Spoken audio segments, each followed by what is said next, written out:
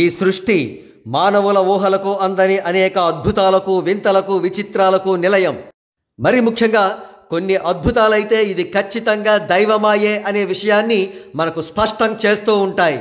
అటువంటి ఒక అద్భుతం జనసేనాని పవన్ కళ్యాణ్ గారు మరియు ఫిల్మ్ క్రిటిక్ కత్తి మహేష్ జీవితాల్లో జరిగిందని చెప్పవచ్చు.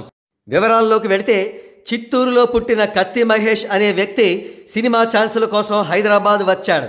కాలక్రమేణా ఫిల్మ్ క్రిటిక్గా సెటిల్ అయ్యాడు. కొన్ని వేదికల మీద పవన్ కళ్యాణ్ గారి పట్ల తనకున్న అక్కసును వెళ్ళగ్రక్కేవాడు ఈ కత్తి మహేష్. ఈ కత్తి మహేష్ టాకింగ్ పవర్ను, పవన్ కళ్యాణ్ మీద ఉన్న గ్రడ్జ్ను గమనించిన ఒక పొలిటికల్ పార్టీ ఇతన్ని హైర్కి తీసుకుంది. ఇంకేం, ఆనాటి నుండి అన్ని టీవీ ఛానల్స్లోనూ ఇతడే కనిపించేవాడు. 24/7 బేసిస్ మీద గంటల తరబడి టీవీ ఛానల్స్లో పవన్ కళ్యాణ్ గారి మీద విషం క్రక్కుతూ ఉండేవాడు. అర్థం పర్థం లేని వాదనలు చేసేవాడు. ఇతడు పవన్ కళ్యాణ్ గారిని బూతులు తిట్టే విధానాన్ని, ఇతడి బాడీ లాంగ్వేజ్ని గమనిస్తూ వచ్చిన జన సైనికులకు చాలా జుగుప్సగా అనిపించేది.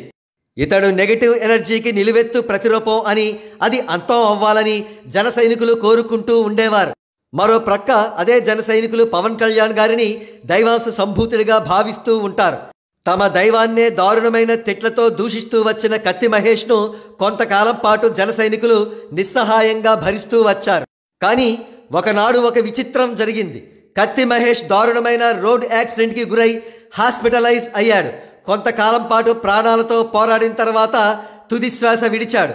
జన సైనికులు నివ్వెరపోయారు. కారణం, కత్తి మహేష్ దారుణమైన గాయాలతో ప్రాణాలు పోగొట్టుకుంటే అదే కారును డ్రైవ్ చేస్తున్న డ్రైవర్ సురేష్ మాత్రం ఎటువంటి గాయాలు లేకుండా ప్రాణాలతో బయటపడ్డాడు. పవన్ కళ్యాణ్ గారిని దారుణంగా తిట్టి జన సైనికులను నరక యాతన పెట్టిన కత్తి మహేష్ అనతి కాలంలోనే ప్రాణాలు కోల్పోవడం కాకతాళీయమా లేదా దైవమాయా? జన సైనికులు మాత్రం ఈనాటికి అది దైవమాయే అని నమ్ముతూ ఉంటారు. దైవాంశ సంభూతుడైన పవన్ కళ్యాణ్ గారిని తీవ్రంగా దూషించడం భయంకరమైన తప్పు అని, దానికి తగిన పరిహారాన్ని కత్తి మహేష్ అనుభవించాడని జన సైనికులు అంటూ ఉంటారు.